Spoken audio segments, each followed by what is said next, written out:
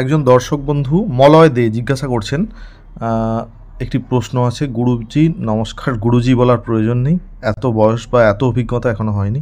ঠিক আছে, অনেক ভালোবাসা রইল। আচ্ছা, প্রশ্ন নাম্বার 1, যদি কোনো ব্যক্তির হাতে রাহুরেখা, আয়ুরেখা এবং মস্তিষ্ক রেখাকে ছেদ করে বেরিয়ে যায়, তাহলে কি ওই ব্যক্তির মার্শাল রেখা না থাকলে এবং দুটি হাতি যদি একই স্থানে এরকম থাকে তাহলে কি মৃত্যু হয়?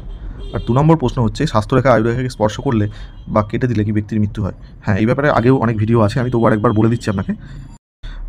মৃত্যুর সাথে সম্পর্ক অবশ্যই আছে রাহুরেখা বা এই ধরনের স্বাস্থ্যরেখার।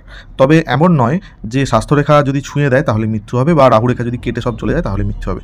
আমি ব্যাপারটা বুঝিয়ে বলি। হাতের এই জায়গাটা হচ্ছে রাহু, আমাদের ভারতীয় মতে এখানটা হচ্ছে রাহু বা দ্বিতীয় মঙ্গল। মঙ্গল আরেকটা আছে এখানে, এটা প্রথম মঙ্গল। পাশ্চাত্য মতে ভারতীয় মতের মধ্যে একটু তফাৎ আছে।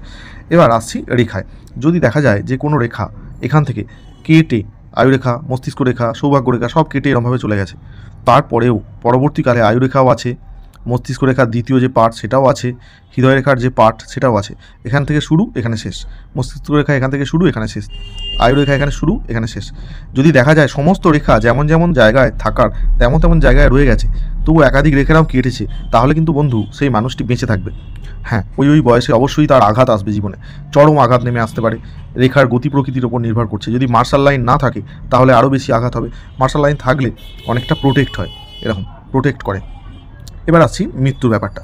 যদি দেখা যায় যে এরকমভাবে রেখা কাটার পরে এখানেই থেমে গেছে, আয়ুরেখা, মস্তিষ্ক রেখা সাইজ ছোট এবং এখানেই এই রেখা থেমে গেছে, মনে করুন এইভাবে কেটে দিয়েছে, তারপর আয়ুরেখা আর এখানের পরে নেই, এই জায়গায় আয়ুরেখা নেই, বা মস্তিষ্ক রেখা একটু উঠে আর নেই, বা এখানে রেখার মধ্যে গ্যাপ এরকম ভাঙা আছে, এরকম ভাঙা গ্যাপ আছে, মাঝে যদি এরকম গ্যাপ থাকে তাহলে বুঝতে হবে ওই সময় একটা চরম বা মারাত্মক কিছু হতে চলেছে।